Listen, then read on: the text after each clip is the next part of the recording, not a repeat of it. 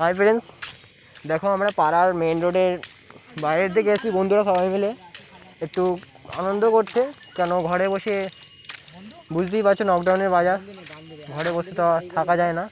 তো আমরা পাড়ার বাইরের দিকে এসেছি। এখানে আমার কতগুলো বন্ধু আছে দেখে নাও, বুঝতে পারবে না কি জানি না।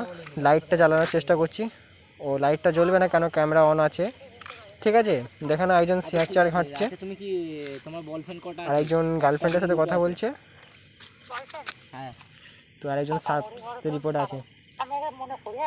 হ্যাঁ করো না, ও কোনো অসুবিধা নেই, চাপ নেই, আমার এখন অনেক টাইম আছে হাতে। হুম, আর টোটাল করে বলে দাও না একটা।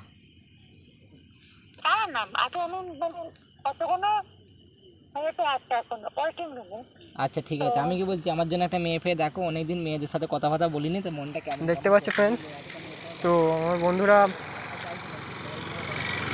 কথা বলছে, গার্লফ্রেন্ডের সাথে সব ব্যস্ত আছে। এই হচ্ছে রাস্তা, এটা হচ্ছে মান্নাপাড়ার রাস্তা।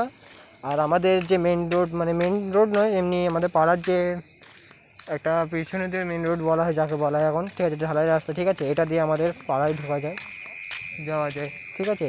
তো ওখানে দেখো আমার একটা দাদা আছে, ও সাপোজ এমন একটা বন্ধু আছে, বসে আছে। চলো এবার তাদের সাথে জিজ্ঞাসা করে নিই তারা কী করছে এখানে। স্যার,